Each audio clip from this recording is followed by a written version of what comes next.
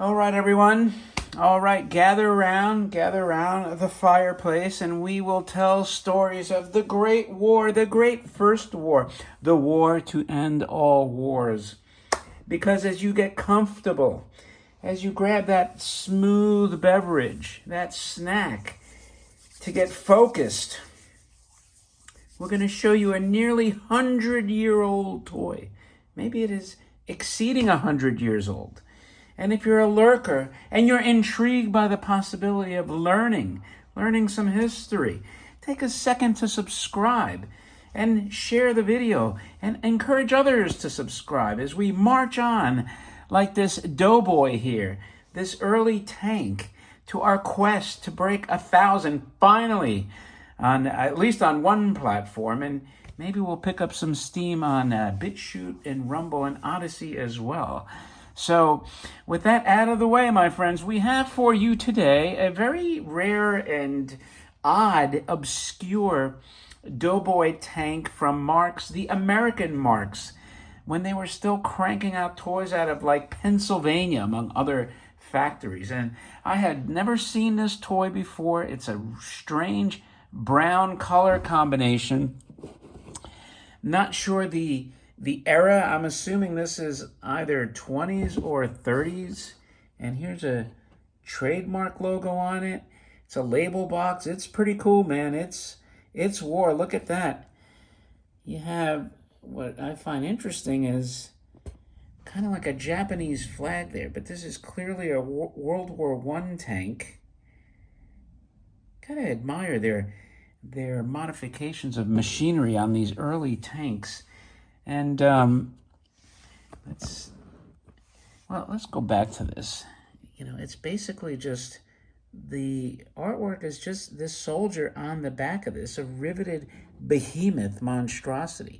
Imagine back in the turn of the century or the early 1900s, you know, they're used to, I guess they got used to locomotives and maybe some farming equipment, and then the early Model Ts, those early cars, and then you see some lumbering, gigantic piece of machinery, war, military equipment that's got these gigantic guns on there, shooting their way, blasting everything in sight. How crazy is that? Imagine living through the first mechanized warfare apparatus like tanks. Like, oh my God, it must have been like hellish for these poor folks. So anyway, the brown color is very intriguing because it gives it almost like a wood tone look.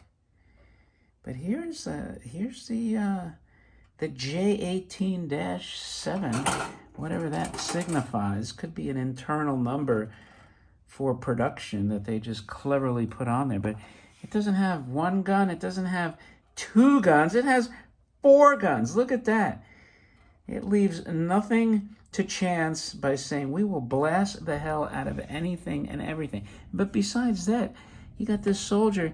He's sitting there, looks like either a mortar or a rocket launcher. There's a bayonet. I mean, these guys were armed to the teeth. I guess that was brutal in the trenches. And then you got the lithograph tank tread. Oh, and actually, I'm sorry, this is Japan. So I thought it was American Marx. I'm wrong. It's Wakimura. So I'm wrong. This is a Japanese toy. So I thought for sure this would have been Marx, and I'm wrong. It looks like inspired by Marx. So maybe it's the 1930s, or you know what? It could be the fact that like maybe Japanese tanks at the onset of World War II were still like rudimentary design like this. So now it's going to be interesting. I'm going to have to look up my early Japanese tanks, and so I guess this is maybe a Japanese soldier.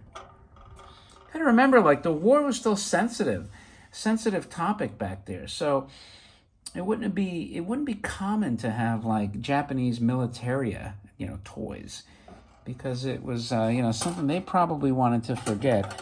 So anyway, let's wind this puppy up.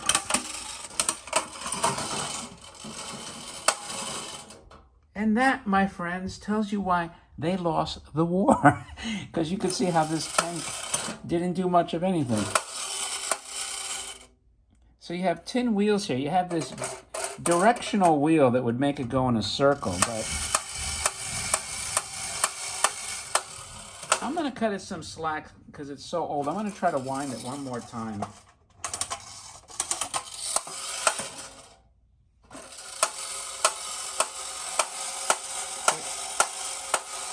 You have your shooting, it can't get any traction on the ground.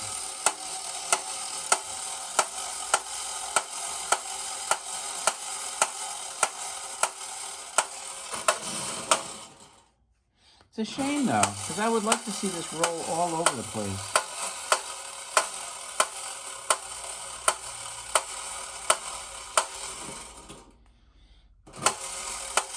See how much wind-up is still left on this? But you're not going to get it, unfortunately, on the floor. But anyway, so it's funny, I started off this video completely incorrect. So I have to know my history better on these toys. You know, like I'm sure the description when I bought it was accurate. I just wasn't paying attention. And, you know, that kind of threw me because it didn't look like the Marx logo. But it's definitely based off Marx pressing. So if I were to look at some of the Marx tanks from the 20s and 30s, I'm sure it looks like this. But although this is a pretty big size, I'd almost have to have the Marx tank on hand to see if it was actually this big, because this is a big sucker here. You can see how probably when it worked perfectly, you would have it going like that. Nice and fast, blowing up his adversaries. But that wraps up July, my friends, because this is the last video for the month of July. And I'm not positive, I may be taking a break. I posted, at this point, nearly 800 videos. We may have reached, hopefully, 750 by the time you see this, because I'm making this video in early July and posting it towards the end of July. So I may just need a break from producing all this content and packing and unpacking and getting that collection ready for opening. So I'm not positive yet. So again, it's like so premature. But in the event there's a lag, that's why. And we'll let all the videos that we've made marinate for a while, because, you know, you keep cranking them out, and sometimes like there's just too much content, right? So we'll let people have a chance to go through everything. At the very least, hopefully I'll have made my tin wind-up and general tin wind-up and friction playlist, so all these can be at least categorized. With that, thank you very much for your support. It's always appreciated. Your time is appreciated. And old subscribers, new subscribers, and anyone that hasn't subscribed, whatever platform you're watching this on, take a second. It doesn't cost you anything. You see the coolest stuff you're not going to see anywhere else, by far, bar none. It's not even close. And with that, thanks again. And I, my friends, will talk to you. And I hope, by the way, you're enjoying your summer. And with that, I'll talk to you later.